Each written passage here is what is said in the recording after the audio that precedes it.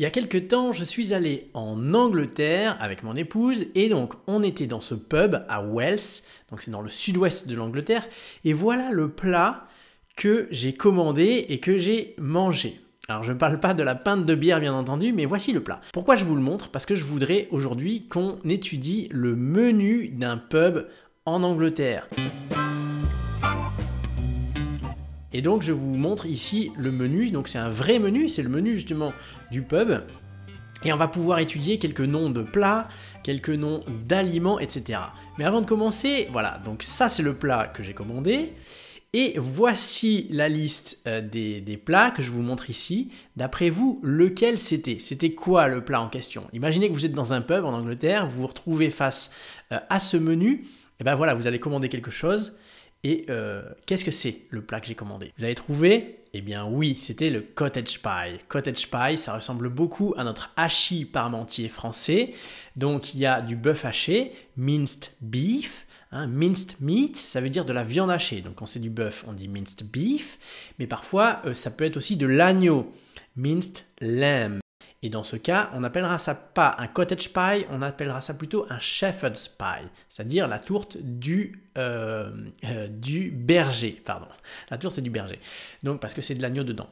Mais ça ressemble beaucoup à notre hachis parmentier. Et donc voilà, c'était très bon avec aussi une sauce. Donc si on regarde le menu ici, cottage pie, homemade cottage pie made with ground beef, fresh onions, carrots and homemade gravy. Donc homemade, ça veut dire fait maison.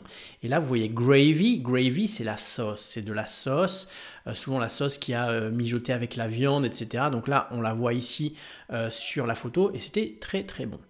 Ground beef, c'est une autre manière de dire minced beef, c'est-à-dire de la viande hachée. Alors, donc je vous propose de regarder ce menu plus en détail. C'est vraiment un menu classique comme on trouve souvent dans les pubs. Donc ça vous sera utile. Notez que vous pouvez télécharger toute la fiche de cours en cliquant sur le lien dans la description.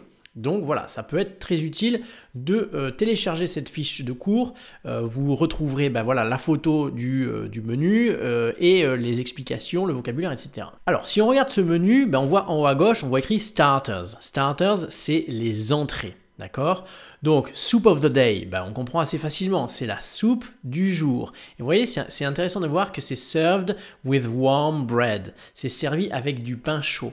Voilà, en Angleterre, on mange souvent le menu for lunch, de la soupe avec du pain. C'est vraiment classique. Ensuite, on voit pâté of the week. Donc, le premier mot d'origine française qu'on voit ici, pâté of the week, c'est le pâté de la semaine. With toast and a house salad. Donc, avec des toasts, là encore, c'est du pain grillé. Et la salade de la maison, la salade de la maison.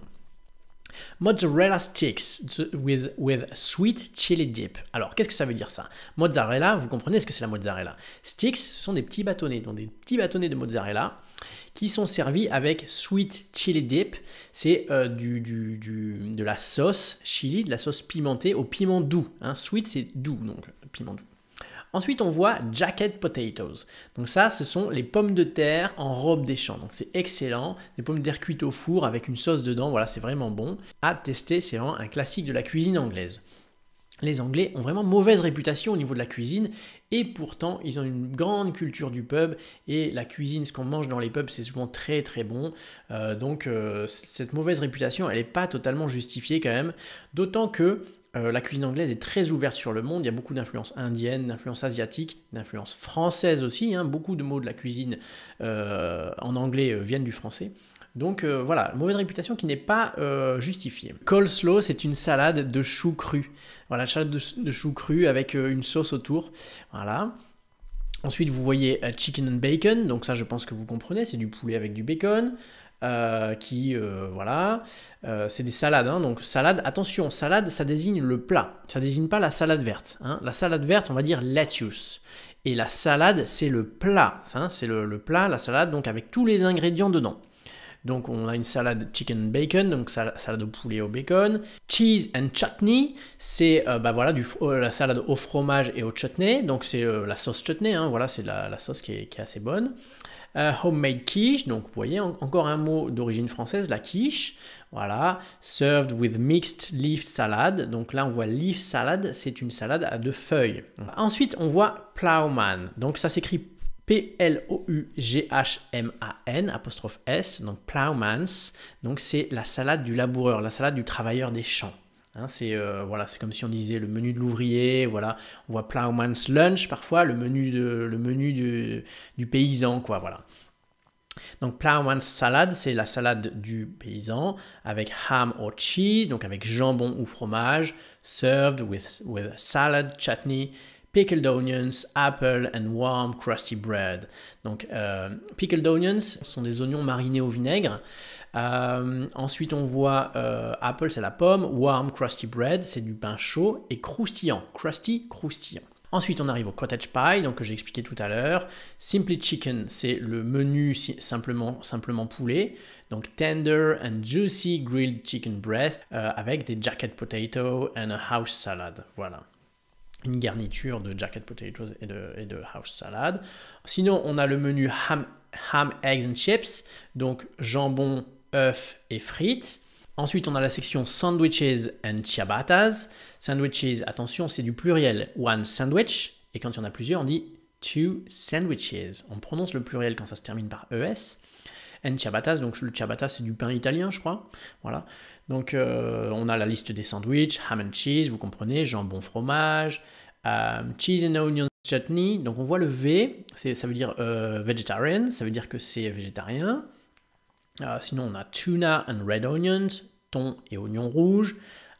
Chicken with mango mayo or mango chutney, donc de la mayo à la mangue ou de la mangue et du chutney, voilà. 4 Oz rump steak with blue cheese and onion chutney. Alors 4 Oz, c'est une unité de mesure. Donc je vous invite à regarder notre vidéo sur YouTube sur les unités de mesure pour cuisiner en anglais, vous comprendrez mieux. Ensuite, on a la section burgers, donc ça c'est assez classique, je ne vais pas trop rentrer dans les détails, juste qu'il y a très souvent dans les restaurants en Angleterre une option veggie, donc végétarienne. Donc on voit par exemple en bas de la section burgers, on voit veggie burger with cheese and mushrooms, donc hamburger végétarien avec du fromage et des champignons. Ah oui, on voit quand même Stilton and mushroom. Qu'est-ce que c'est Stilton? 8 Oz Stilton mushroom. Donc c'est une unité de mesure pour dire la quantité. Stilton, c'est du Stilton cheese. C'est du fromage, c'est un fromage anglais qui ressemble un petit peu au bleu. Je vous montre la photo. Voilà, il faut connaître, c'est du fromage. N'hésitez pas à demander au serveur qu'est-ce que c'est quand vous ne savez pas de quoi il s'agit. Vous voyez aussi le burger chicken fillet. Coated or uncoated. Qu'est-ce que ça veut dire ça? Donc c'est un burger au filet de poulet. Et attention, à la filet, encore un mot d'origine française, mais ça se prononce filet. Fillet. Coated or uncoated, ça veut dire enrobé ou non enrobé. Donc je pense que c'est avec le croustillant autour du filet de poulet ou brut, voilà, tout simplement. Et pour terminer, on a sharing platters, donc ce sont des assiettes à partager. Donc on a le Greek platter, c'est l'assiette à partager, le plat à partager grec. Platter, c'est le plat ou le plateau. Platter for two, avec plusieurs choses dedans, ou le supersized nachos. Donc les nachos, c'est assez populaire dans le monde anglophone, y compris aux États-Unis. Ce sont les petits triangles mexicains qui sont recouverts de fromage fondu et qu'on trempe dans le fromage fondu et qu'on mange. Ça peut être soit épicé, soit non. C'est très bon, ça se mange très bien en pub grub. Les pub grub, ça désigne le grignotage qu'on mange au pub avec sa pinte de bière. Pub grub, ça comprend de manière large les burgers et tout ça, mais souvent ça peut être aussi les nachos ou les chips, les choses comme ça à grignoter avec au pub. Et voilà, je pense que c'est à peu près tout. Alors n'hésitez pas à télécharger la fiche de cours dans la description et je vous mettrai aussi à télécharger, enfin en bonus si vous demandez la fiche à télécharger, je vous mettrai aussi le replay d'une conférence qu'on a fait avec Tessa, notre enseignante américaine de l'Espace Membre Anglais Cours Club. On a fait cette conférence sur commander au restaurant en anglais. Donc voilà, ça peut vous aider à aller plus loin dans le sujet et même si vous êtes restaurateur aussi, ça peut vous aider à voir un petit peu comment sont organisés les menus de restaurants américains, comme ici on a un restaurant anglais, un pub. Bon, rien de bien compliqué, mais c'est quand même intéressant parce qu'il y a beaucoup de vocabulaire. Donc le vocabulaire très intéressant. Voilà, j'espère que ça vous a plu. Thanks for listening and see you very soon. Bye bye.